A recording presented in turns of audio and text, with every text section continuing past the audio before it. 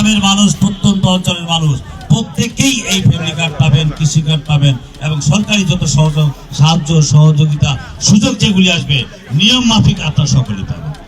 কোথাও আপনাদেরকে তাড়াহুড়া করতে হবে না। আমি বক্তব্য বরাবর আমি আবারও আপনাদের সকলকে অসংখ্য ধন্যবাদ জানাচ্ছি যে এই বিগত 12 তারিখে নির্বাচন কষ্ট করে দিয়ে মানব মানুষের হাতকে শক্তিশালী করে সংসদে পাঠিয়ে তাকে একটি নির্ভরযোগ্য জায়গায় দেওয়া, যে ইতিমধ্যে তিনি বাংলাদেশে যে কাজগুলি শুরু করেছেন। মেডিকেল কলেজ ইতিমধ্যে হয়ে গেছে, ঠাকুরগাঁও মেডিকেল কলেজের প্রাথমিক স্থাপনা হয়ে গেছে। আগামী 27 সালের নেতৃবৃন্দ সব এখানে ভর্তি হবে। ঠাকুরগাঁও বিশ্ববিদ্যালয়ের কাজ শুরু হয়েছে, ঠাকুরগাঁও এয়ারপোর্টের কাজ ইতিমধ্যে তারেক রহমানের কাছে ফাইল গিয়েছে, আমি যতটুকু জানি সেটি হয়েছে। সমস্ত ডিপার্টমেন্ট এলজিআরডি থেকে শুরু করে বরেন্দ্র যতগুলি কাজ আছে সবগুলির বিভিন্ন প্রকল্প আকারে প্রাথমিক 120 দিনের কার্যক্রম ইতিমধ্যে প্রধানমন্ত্রীর কার্যালয়ে গিয়েছে। অনুমোদন হয়ে এই কাজগুলি আগামী 7 দিন 10 দিনের মধ্যে শুরু হবে। বক্তব্য না বাড়িয়ে সকলকে সুস্বাস্থ্য কামনা করে আজকের এই ইফতার মাহফিলের মধ্য দিয়ে আমি সকলকে ধন্যবাদ জানিয়ে শেষ করছি। আসসালামু আলাইকুম।